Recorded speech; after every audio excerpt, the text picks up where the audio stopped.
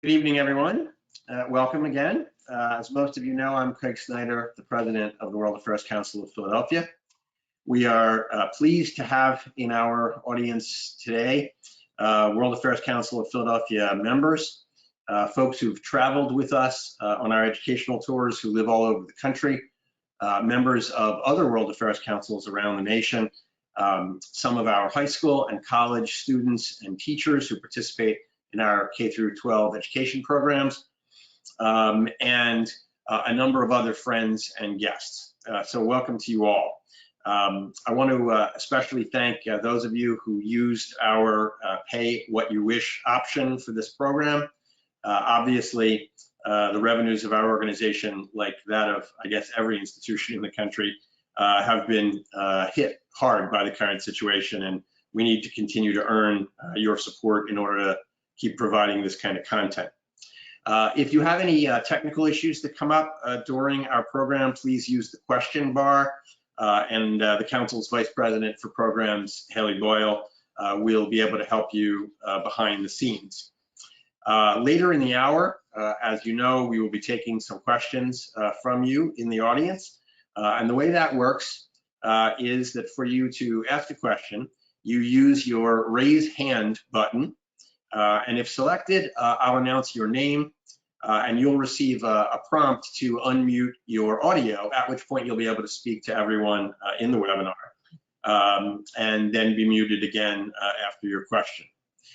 So with that, on to our discussion. As you know, we're joined this evening by Myrna Pérez, the director of the Brennan Center's Voting Rights and Elections Program, and Commissioner Douglas Kellner, co-chair of the New York State Board of Elections.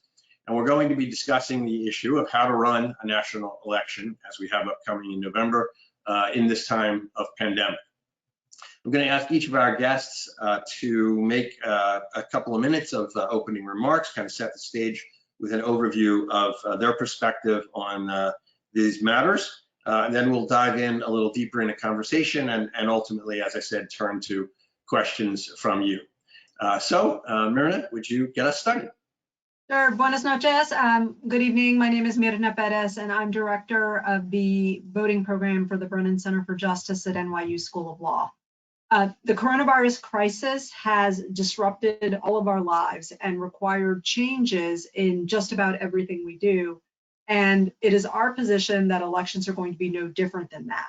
In order to make sure that people can safely participate in our elections, election administrators across the country are going to have to tweak their systems.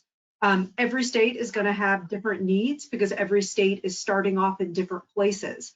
So we have focused our advocacy in what I would call different buckets of reforms or changes or tweaks that states need to do in order to make sure that they're going to not make their voters choose between their fundamental right to vote and their safety and their health. So the first bucket is voter registration. Right now, before an election, we would have enterprising teenagers in brightly colored shirts standing outside grocery stores and festivals registering people to vote. Obviously, that can't happen now because most people in this country are under shelter-at-home instructions. Large gatherings of people aren't prevalent. Also, many people in this country, the most in fact, register by going into a motor vehicles office or your Department of Motor Vehicles when they get their driver's licenses. Those are also shuttered. So you don't have people getting registered in two very big ways that people do get registered. So we need to have allowances for that. Some states provide online registration, which will help make sure that some people have access to registration opportunities, but that's not going to work for everybody because we have a digital divide. So states need to be proactive and think about how they're going to get to people that can't register online, but who are eligible and should be participating in our elections. So the second bucket of advocacy is universal vote by mail. And what do I mean by that? I mean that every eligible American should have the ability to cast a ballot from their home. Some states already do that, where in fact they run most of their elections almost entirely by mail. Other states put a lot of barriers in front of getting being able to vote by mail, and you have to jump through a lot of hoops and meet certain standards. In this time of coronavirus, states try to open up their vote by mail processes and allow every eligible American to be able to get a ballot if they want one, and to be able to cast safely from home.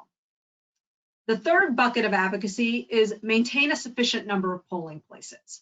Yes, we want as many people as possible exercising a vote by mail option, but polling places are a necessary and critical component of our election system, because there are way too many members of our communities who don't have reliable mail.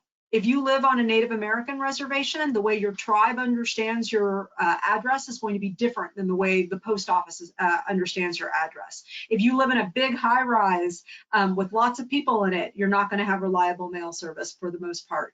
If you live in an extraordinarily rural area, you may not have reliable mail. And as states that aren't used to processing a lot of voters by mail get inundated with requests to vote by mail, there's going to be some people slipping through the cracks. So we need vote by mail, we need in-person polling place options to capture some of that. There are even people who have visual or physical impairments that need the technology that is currently only available at polling locations in order to be able to cast an independent and autonomous ballot. The next bucket is lots of early in-person options. If we're going to have polling places, which we think that we need, they need to be designed and configured in such a way such that they're not congested.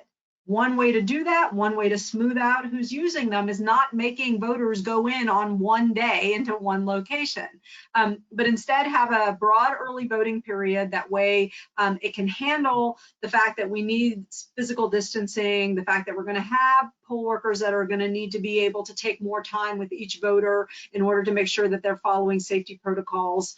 And those kinds of things, so that we don't have people shoving through one entryway to one school. Like, we need to have lots of in-person, lots of early voting opportunities for people, so that we will have the time to be able to vote safely and not make sure that there's congestions and vectors for diseases.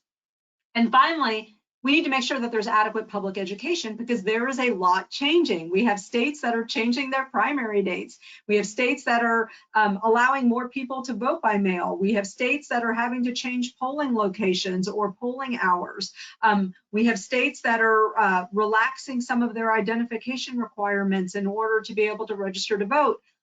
All of these things require that the public knows about it in order for these reforms or these tweaks or these accommodations to have any matter.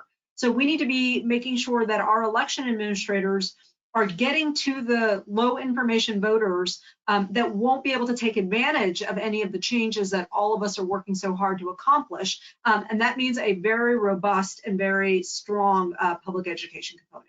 So those are the buckets of advocacy, and I'm hoping that I'll have more time to delve into each of them, maybe even what are some of the things that are going on in Pennsylvania. Thank you, thank you. All right, Doug. Well, so I can follow up with Myrna's presentation, because she's done an excellent job in presenting the issues, and to talk about what's going on in New York. And we are really facing right now the emergency of how to put together primary elections. Our primary date is June 23rd. And all of these issues that Myrna has discussed are at the forefront now. And perhaps the most significant problem is that New York has historically been a state that encourages in-person voting and limits absentee voting. Typically, in a New York election, between 4 and 6% of the votes will be absentee ballots. And I have never been a great fan of voting by mail, because in my experience, both as an election lawyer and then as an election administrator, almost all of the fraud that I have observed in elections has been using or abusing the absentee voting system. But that being said, that given the current public health emergency, I don't think that there's any viable alternative to encouraging most voters to vote by mail. And that is what we have recommended to the governor. And in New York, the governor has issued an emergency executive order that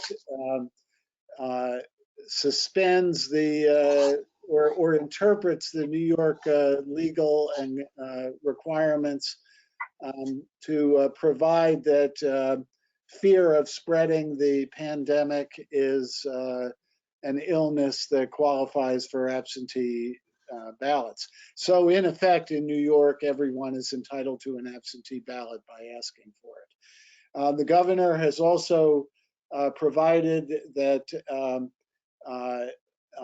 every voter will be mailed an application for an absentee ballot, and has also made it very simple for voters to make an application for an absentee ballot by telephone or by doing so electronically.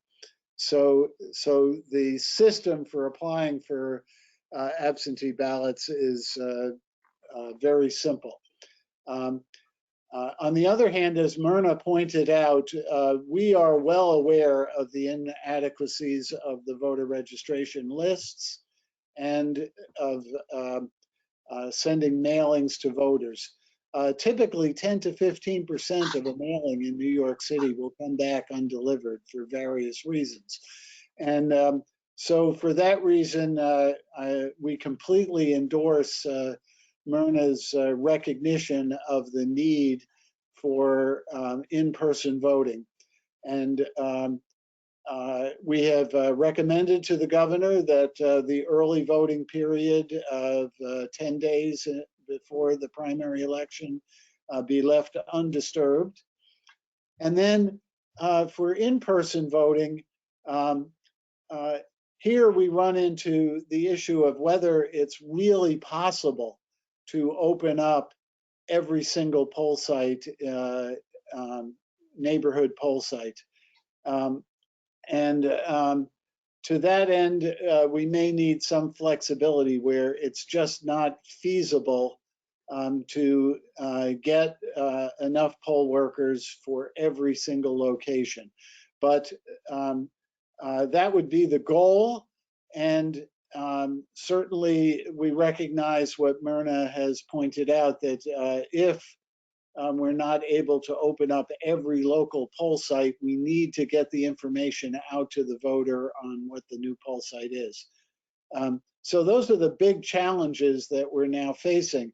And frankly, we're focused on getting this done for the June 23rd primary, and then we'll take a step back after June 23rd and look at how to run the general election. And I should add one more thing, that under New York's procedures for counting absentee ballots, typically boards of elections don't start the process of counting absentee ballots until the week after the election. Well, when that's only 5% of the vote, that's not a significant drawback except for very close contests. But the reality now that we're looking at and trying to figure out how to tweak the New York system is that there won't be any meaningful election night reporting if we use the current process for reviewing and counting absentee ballots. And so that's still something that we have to wrestle with and determine how we can get a system to promptly count absentee ballots so that there's not a media frenzy when there are no meaningful results. Thanks, Nick. So let me pick up on a couple of things. Myrna, let me come back to you.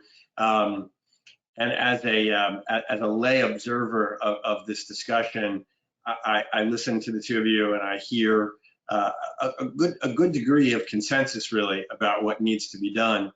But I also hear Doug, as the sort of practical practitioner in the area who has to execute on this, I hear him saying maybe what we're talking about as a solution is just sort of the least bad alternative, right?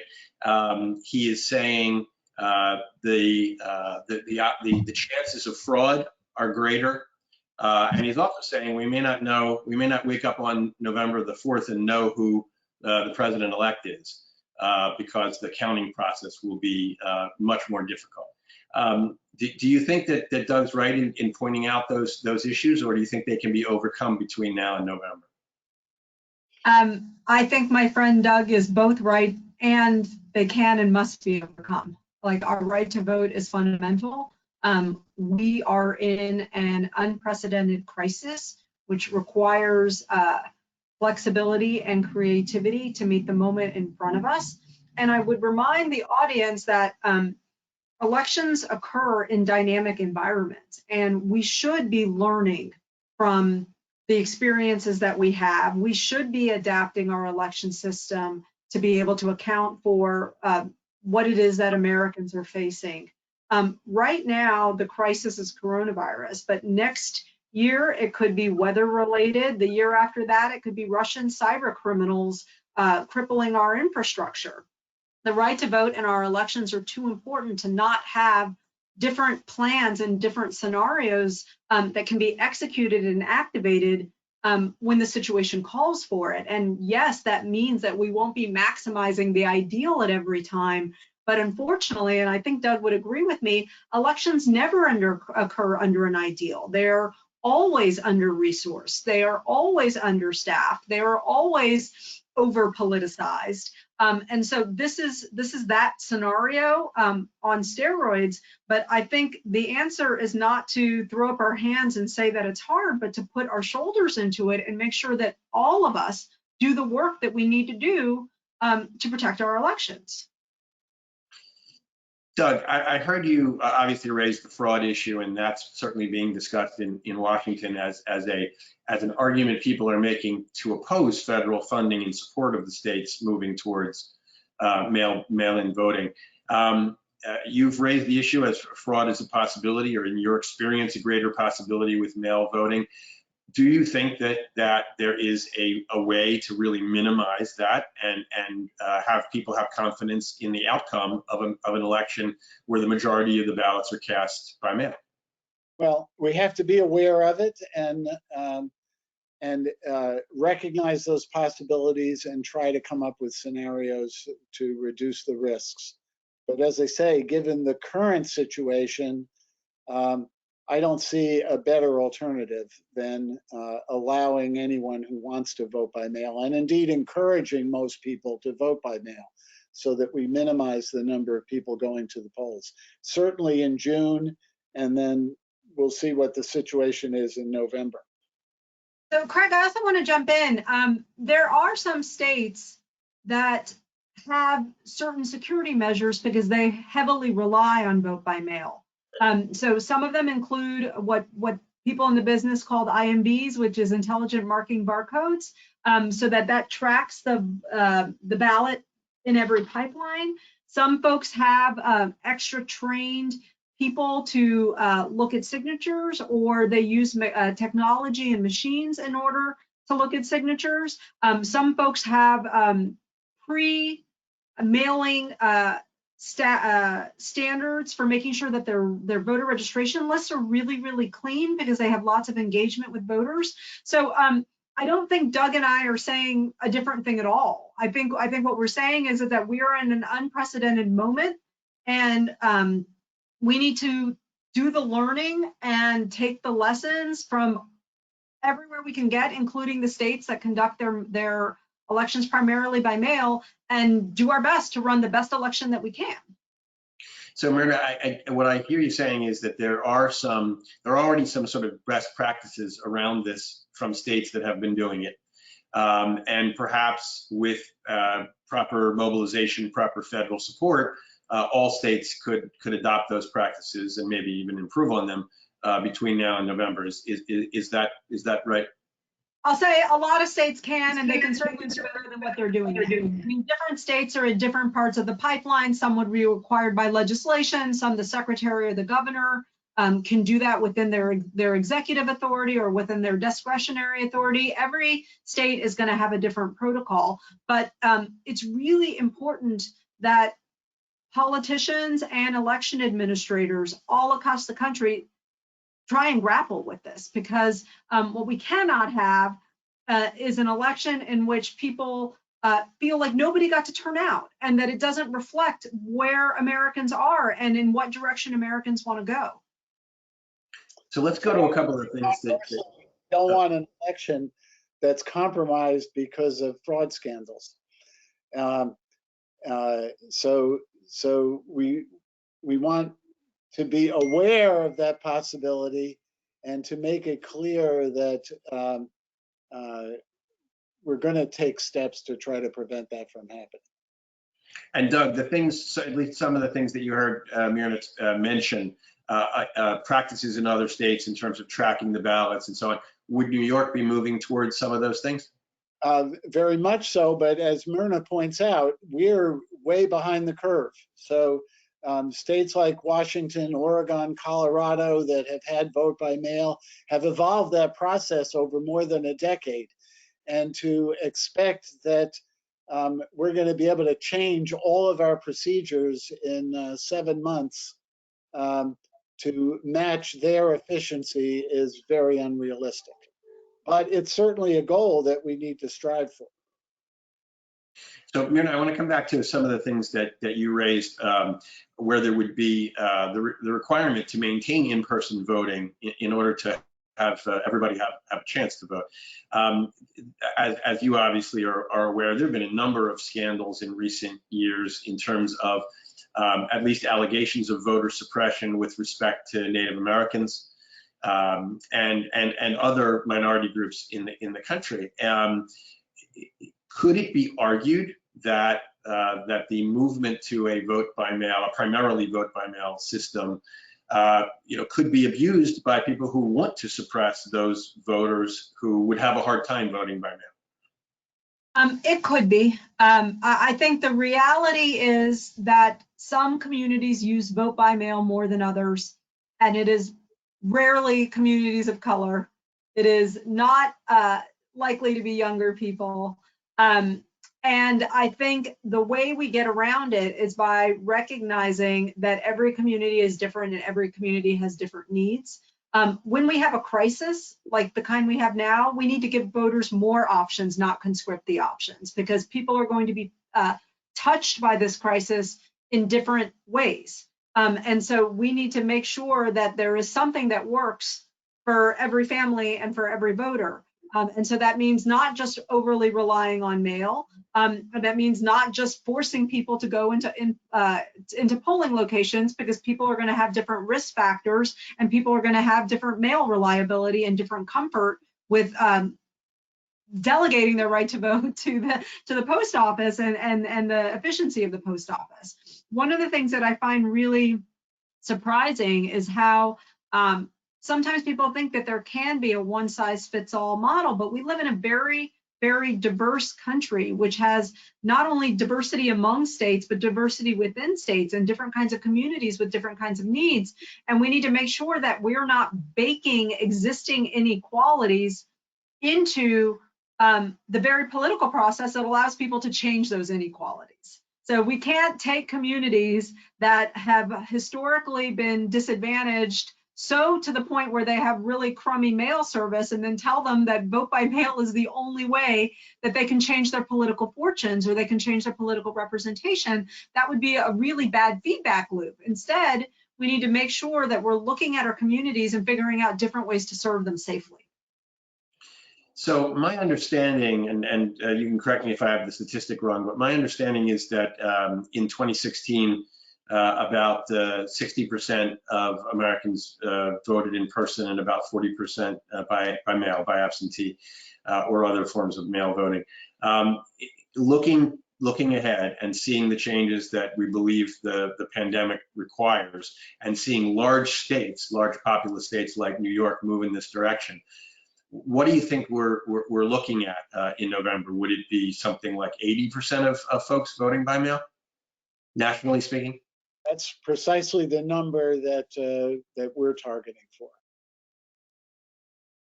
And I don't have a prediction. I think part of it is going to look like what the situation is on the ground in November and how good we were doing at preserving our polling locations and whether or not the mail is still functioning. But I do think that we should be planning as if a whole lot more people are using vote by mail, and we need to make sure that that our election administrators at the state and local level have the resources to be dealing with that kind of volume.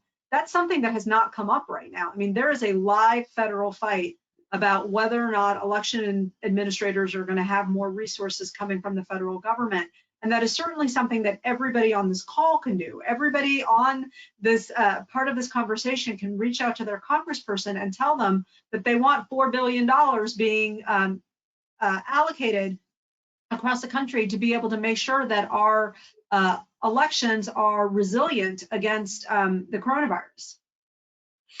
You know, let me just follow up with some detail on that. Congress recently appropriated 400 million, not, you know, people are asking for 4 billion, but they appropriated 400 million. New York's share of that was a little more than 20 million, but it required a 20% match. And the legislature and the governor did not appropriate the match. And we've been pointing out and saying, look, you can't possibly implement this new vote by mail system if you don't appropriate the money for the postage. And even with the scaled back primary in New York now, where we don't have a presidential primary, but we still have local primaries, the estimated cost of doing the mailings alone is more than $14 million. And that's on top of all the usual costs for printing ballots and staffing poll sites. So that's 14 million of the 20 million that's supposed to last us for the whole year. So it's completely unrealistic to implement these changes without substantial additional funding. And a state like New York just does not have any slack at all in the budget. So both of you are approaching this discussion, including the discussion about the need for federal funding, in a nonpartisan way, and really just sort of in defense of the fundamental right of all Americans to vote. But you both know that that's not the way this is playing out in Congress. And I'm going to oversimplify a bit because there's obviously always different opinions within parties. But for the most part, Republicans have opposed the idea of federal support for moving toward vote by mail, have emphasized their belief that a vote by mail system is subject to fraud. And Democrats, on the other hand, have favored the support for the idea of moving to vote by mail. And yet, Myrna, what you said earlier, I think a lot of political observers would agree, which is that on a sort of surface analysis, one might argue that vote by mail would have a disproportionate disadvantaging effect to traditionally Democratic constituencies. Somehow, members of the significant, powerful members of the Republican Party in Washington don't see it that way. They seem to think and to argue that voting by mail is designed to advantage the Democrats. So I guess I want to ask both of you. I know, again, you wear nonpartisan hats, but I want to ask you to. Not him. Ask him first. Appointed by the Democratic Party, and I have a Republican colleague, and the two of us have to agree to do anything. And as you might have heard, I have not been parroting the Democratic line on this because I'm perfectly open about the fraud issues. And indeed, I think that the partisan politics have tried to force people into these pigeonholes. But I'd also say, Craig, with due respect, I think you've mischaracterized the real Republican position. that there are several Republican states that do all vote by mail. But the real opposition in Congress is to federalizing elections. And I think that that's ridiculous. The federal Constitution itself specifically gives Congress authority to regulate federal elections. And I think that this states' rights argument, that's really what's behind where Mitch McConnell is and many of the conservative Republicans. And the fraud is just code words that they throw out there because it's attractive to characterize your opponents as favoring fraud. But I think that if you really want to get down to it and peel away, it's an ideological view based on states' rights and not on the nitty-gritty of election administration. I would also say that the two issues do not have to be linked. Like the policy as to what states should do does not have to be linked to what kind of federal funding do states get to do whatever it is that they're planning to do, right? They don't have to be linked.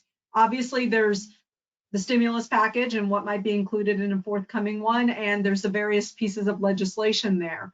But you know, to Doug's point, a number of very prominent Republicans have been in favor of vote by mail. Many of the states that adopted vote by mail and relaxed vote by mail have done so on a bipartisan basis in the past. And the coronavirus crisis is impacting all of us. So my hope is that we will be able to sort out the noise of the politics in a way and that allows the politicians to be thinking about the voters. And I'm hoping that people on this call will be part of that and will be encouraging the politicians that represent them to be telling them to get it done, figure it out, and then we can deal with some of the viewpoints about policy later. Another thing that we can do is cabin some of these conversations to this election, right? Like, you know, a state as on an emergency basis, expanding access to vote by mail does not have to be done forevermore. It can be done now. We're in the middle of a pandemic. And so I think reasonable people can figure out ways to find a path forward on this if they get the kind of political pressure that they need to do it. So let me do what maybe just sort of a quick footnote, because I think I know what both of you have to say about this, but we'll get it out there. There are folks who are saying we should be looking at internet voting rather than vote by mail. Doug's laughing. You're both laughing. Okay, tell us why. I've been opposed to black box voting, and indeed that's why I went to become an election official, was because I saw New York City moving in that direction. We can't have the votes being counted in a non-transparent,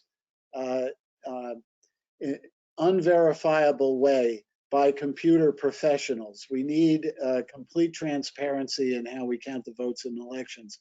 And voting is not like banking. You say, oh, we bank online, why can't we vote online?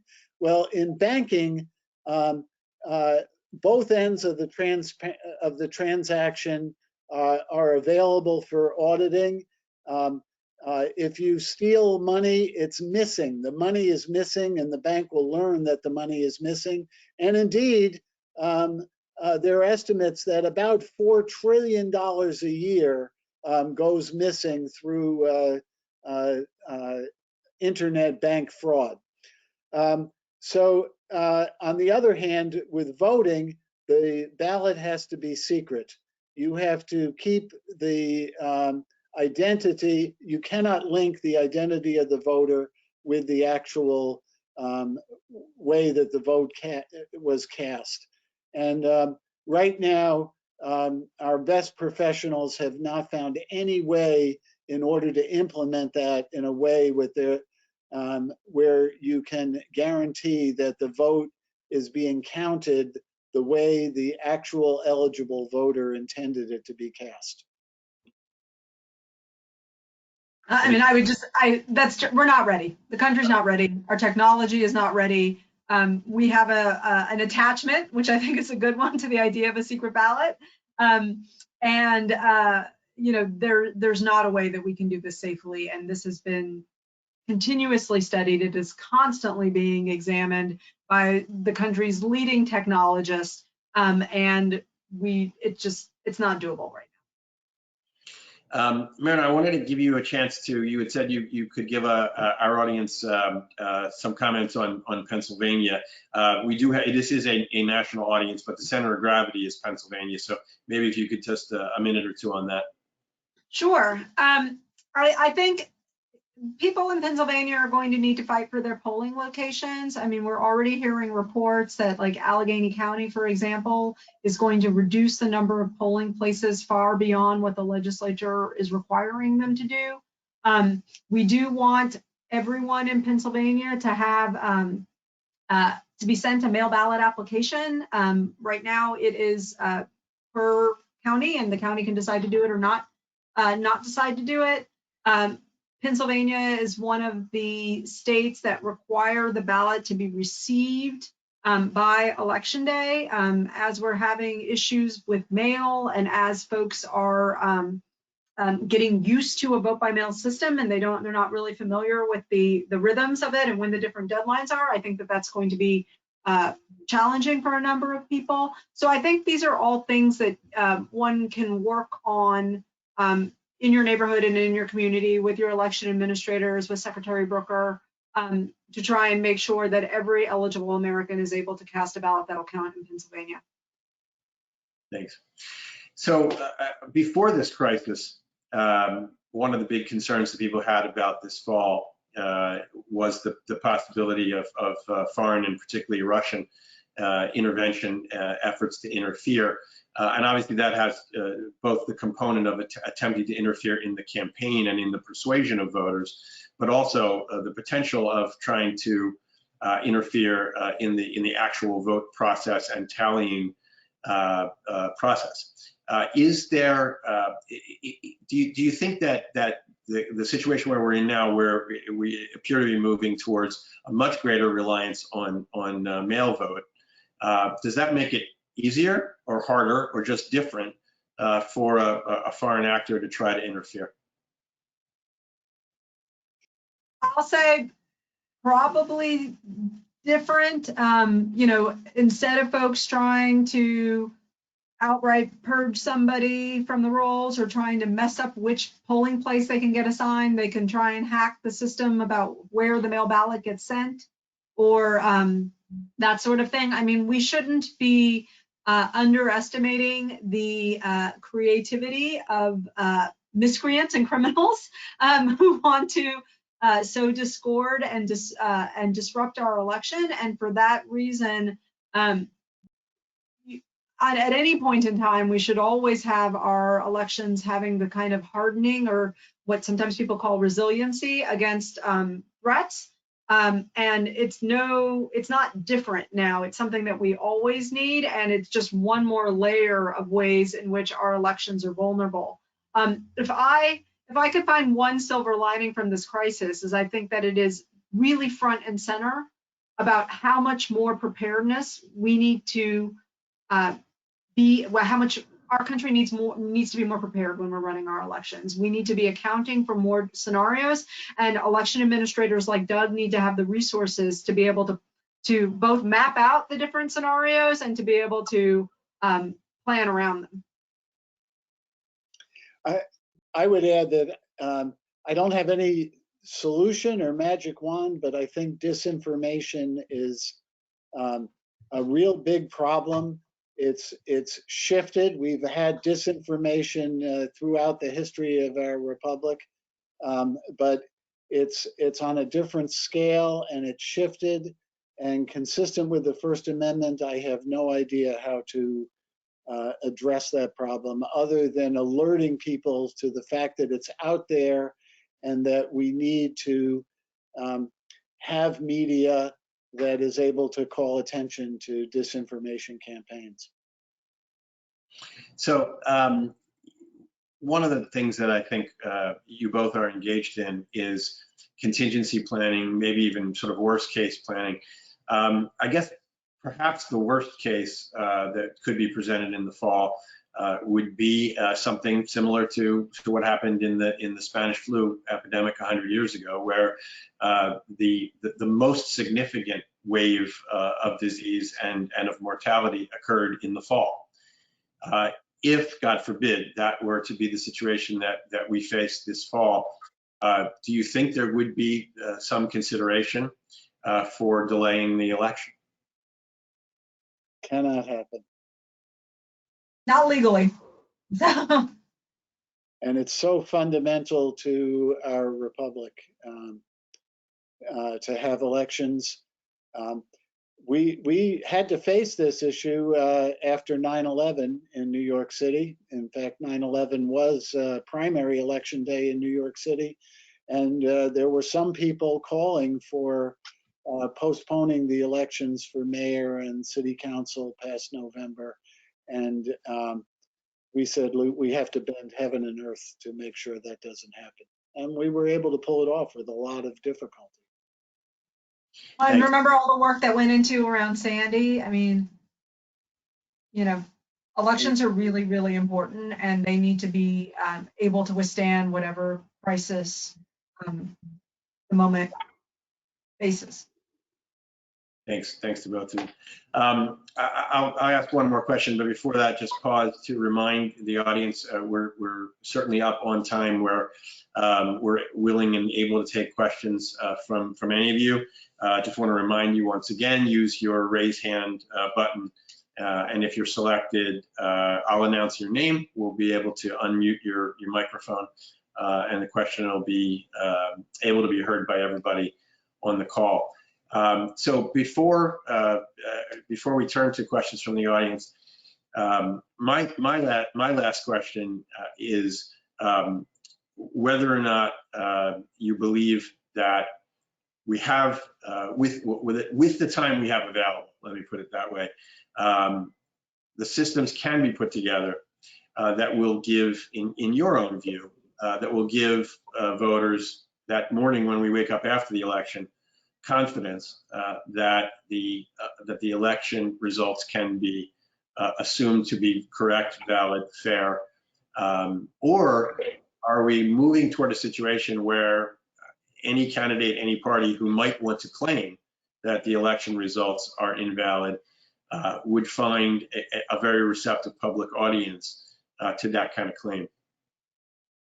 Well, I've already told you, at least in New York, for this primary election, do not expect to know what the election results are the morning after the election. And certainly the goal has to be to give the public confidence that the system is fair and transparent and free of fraud. I'm a civil rights lawyer. That means I every day engage in the magical thinking that if I work long enough and hard enough, I'm able to bend the moral arc of the universe closer to justice. And I think that our elections are just too important for us not to give everything we have to it. I also think we're talking about a sliding scale, right? The more we do, the more people are going to be able to vote. You know, the better we roll out new systems, the more that people are going to be satisfied. It's not an on-off switch. And I think to be able to presume that we're going to need something perfect as being an excuse for not doing everything we can between now and then, I think is a giant cop-out. I think it's incumbent upon everybody to play their part. I mean, I'm hoping that some of the people who are listening are in low-risk categories and are healthy and so jazzed and committed to their right to vote that they're willing to volunteer to be poll workers at some of the polling places that I'm hoping will stay open. I'm hoping folks that are listening will be willing to walk through how to register to vote online with some of the elders in their churches who may not know how to use the online system. This is something that we all need to come together And all of us coming together and doing something will make it better than if we all sit at home and like say we're worried and it's too hard. I find that like that's not an option for people. We need to do something because this is really important. Thank you. All right, we have a first question from Hiroki Kato.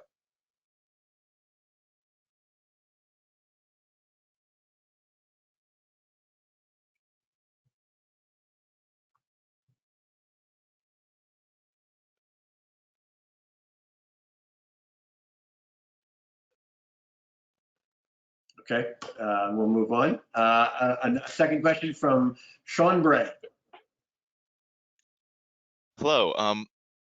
I was wondering, since we're going to have a much different system for this election, just given how much will be absentee ballots and vote by mail, if we find that this election had some unexpected systematic failure to the point where we doubt whether it really can be considered valid, is there any mechanism to remedy this? Perhaps a runoff election?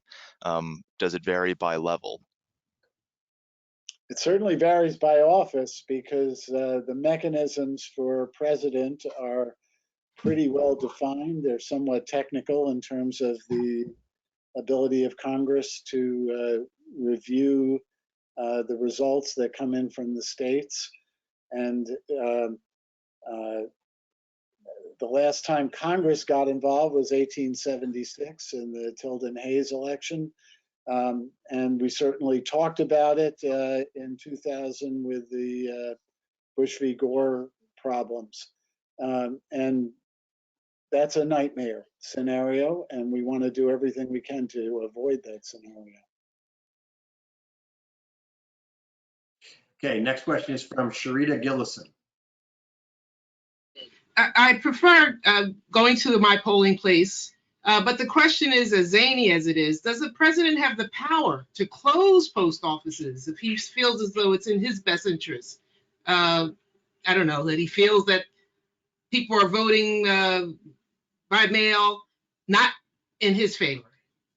Has that ever happened, or can it happen? I can tell you that if he does that, I know that we will organize to completely replace that system. We will not sit back and allow the post office to be closed.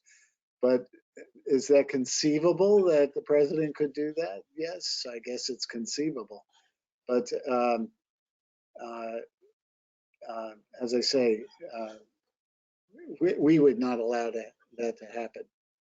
Right, and I would just say, and maybe it's my orientation, I think rather than worrying about what could go wrong, I like to think about how we can make it so that that would be a politically unpopular decision, right? Like I would like for everybody who believes that the country needs a post office and that we need a robust post office to make it very, very clear to our politicians that if they are not supporting the post office, they're going to be rewarded or not rewarded for their votes or their actions, their action or their inaction at the polls.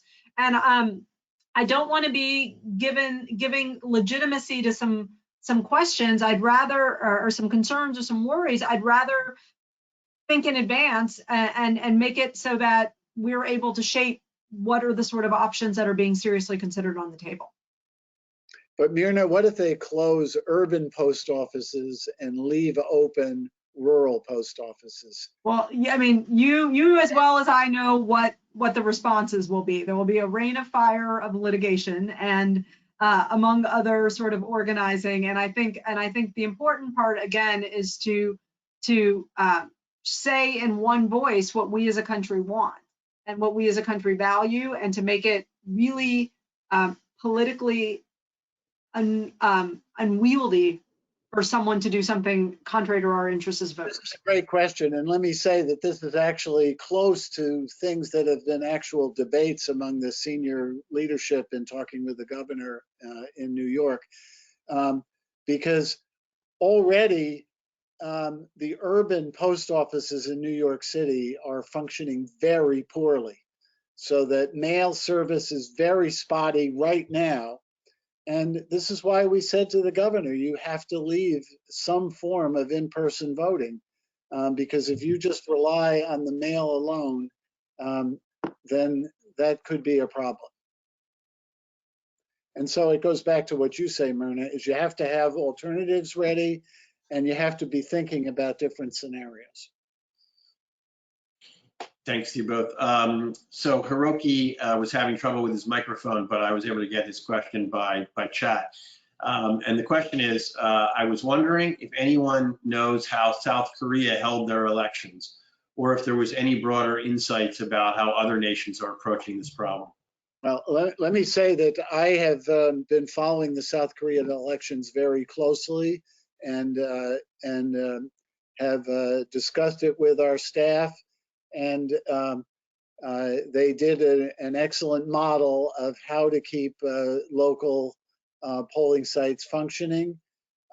Their level of care is greater than what is being currently considered now in New York, and I'm not sure it's attainable, but in my view, theirs is the model.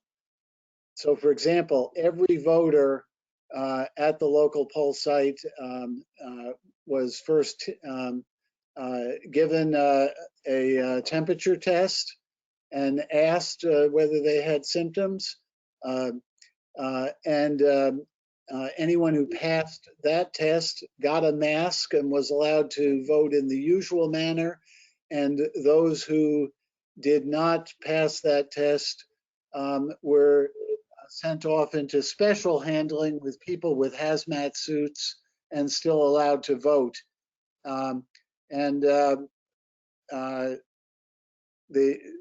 Not all of the feedback is in on how successful that was, but I think that is the model.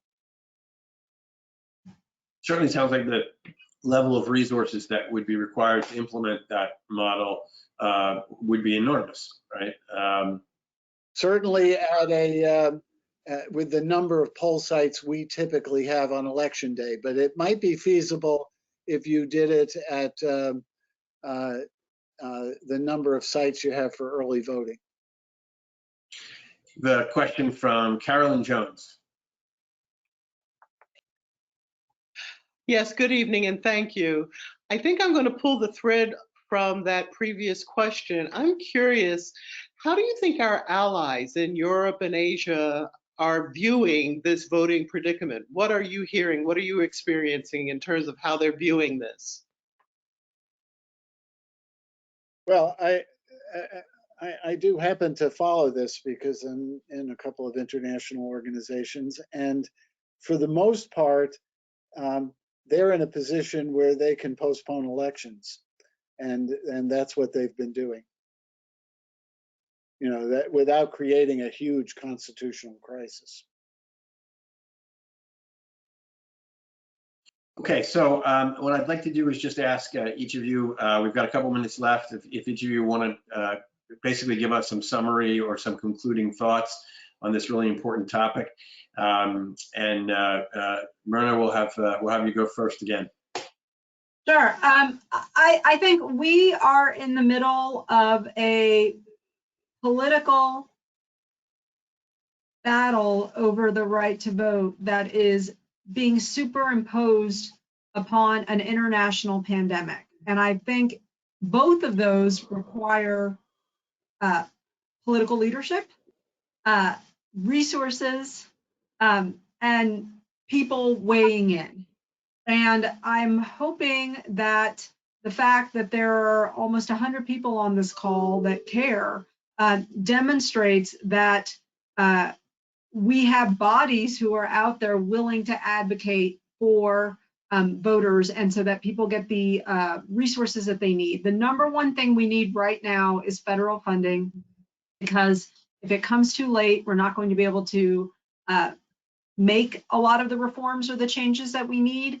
But we also need state actors and state leaders to do their part in looking at their communities and making sure that there is appropriate risk diversification and appropriate accommodations for folks who may need to vote in a different way. So I think this is something that, rather than people feeling despondent about, people should feel energized about, and people feel like they can do something about it. We do have on our website a list of what we're calling your state's preparedness, like how many building blocks do you have that allows your state to be having the minimum amount of resiliency against the coronavirus crisis. If you look up brennancenter.org and election preparedness, you will see these, and you can use these to advocate in your own state to make sure that every eligible American will be able to cast a ballot that'll count. Thanks. Doug? What could I say to add to that? I think that's an excellent summary. I share all of Myrna's views. And the key at this stage is to be thinking about these issues, to get the logistics in place on procedures that are doable, and to do it now. The big mistake that happened in Wisconsin was getting bogged down into partisan disputes, where I think you can put a little bit of blame on a number of different actors. But the lesson from Wisconsin is that you need procedures in place in advance, and you can't be making last minute changes because it's difficult to handle all of the logistics of doing last minute changes. But if we put our minds to it now, I think that we can have election. And I look forward to seeing just what happens on June 23rd in New York and in the other states that will be running primary elections in the next few weeks, so that we can learn lessons from that and convert that into planning for the much bigger contest that will happen in November, where the turnout will be perhaps 4 or 5 times what the turnout is in a primary election. Well, I want to thank both of you for taking the time to be with us, share your expertise with our audience tonight, and for your advocacy on behalf of the fundamental right to vote. I want to thank our audience for being with us.